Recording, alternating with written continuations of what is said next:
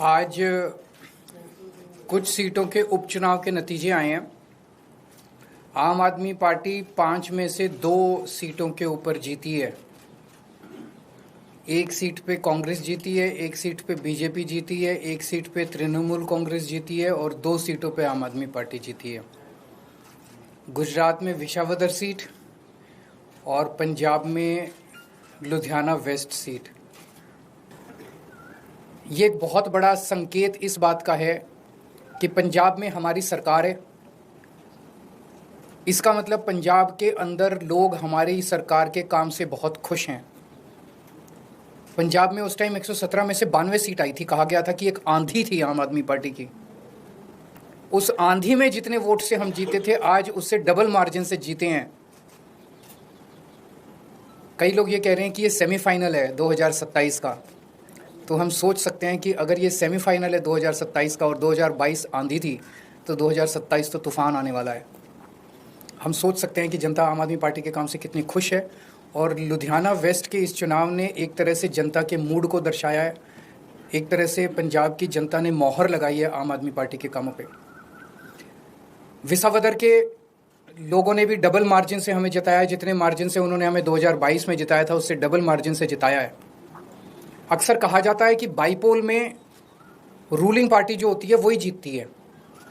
गुजरात में ruling party BJP है और बीजेपी की तो इतनी पकड़ है शासन के ऊपर, प्रशासन के ऊपर, पुलिस के ऊपर, सारी एजेंसीज उनके पास है। और जिस तरह से साम दाम दंड भेद सारे तिगड़म लगा के बीजेपी चुनाव लड़ती है, उनसे गुजरात के अंदर चुनाव लड़के जीत पाना तो बहुत मुश्किल है। तो अगर डबल मार्जिन से लोगों ने ये वोट दिया हमें, तो ये दिखाता है कि गुजरात के लोग अब 30 साल के बीजेपी के कुशासन से कितने ज़्यादा त्रस्त हो चुके हैं। और अब जनता अपनी आवाज़ उठाने वाली है। जनता ने अपनी आवाज़ उठानी शुरू कर दी है। और ये दिखाता है कि आम आदमी पार्टी की पॉलिसीज़ के ऊपर और आम आदमी पार्टी ने जो पंजाब और दिल्ली में काम किया उसके ऊपर गुजरात की जनता ने भरोसा दिखाया है। आम आदमी पार्टी पे भरोसा दिखाया, आम आदमी पार्टी की लीडरशिप पे भरोसा दिखाया है। तो गुजरात में अब बीजेपी के से तंग आ चुके हैं और आम आदमी पार्टी लोगों के लिए एक उम्मीद है। 2022 के चुनाव में कांग्रेस को 17 सीट मिली थी गुजरात में, आम आदमी पार्टी को 5 सीट मिली थी। पिछले 3 साल में कांग्रेस के 5 एमएलए छोड़ के चले गए बीजेपी में। आम आदमी पार्टी का 5 में से 1 एमएलए छोड़ के गया बीजेपी में। इन 5 सीटों पे जो कांग्रेस के छोड़ के गए थे, पिछले साल चुनाव हुए थे। 5 की 5 सीट कांग्रेस हार गई और बीजेपी के पास चली गई।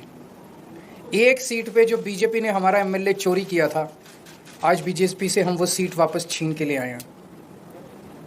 इससे ये दिखाता है कि गुजरात के अंदर टक्कर सीधे बीजेपी और आम आदमी की पार्टी के बीच में है। अभी भी 2 सीटों पे चुनाव हुए, 1 सीट बीजेपी जीती है, 1 सीट आम आदमी पार्टी जीती है। और ये दोनों जगह चुनाव कांग्रेस और बीजेपी मिलके लड़े। अब कांग्रेस का स्टेटस सभी राज्यों के अंदर एक ही रह गया है, बीजेपी के हाथ की कठपुतली बनके बीजेपी को जिताने की कोशिश करना। विसावदर के अंदर जिस तरह से कांग्रेस ने, दिल्ली के अंदर सबने देखा जिस तरह से कांग्रेस ने बीजेपी की मदद की।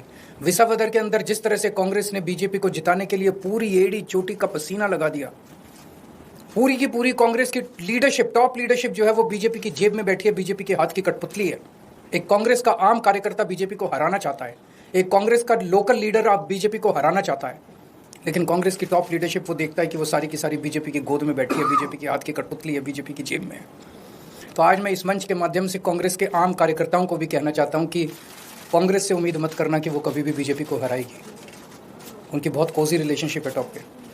केवल और केवल आम आदमी पार्टी पूरे तन मन धन से इस देश को और राज्यों को बीजेपी से बचाने की कोशिश कर रही है।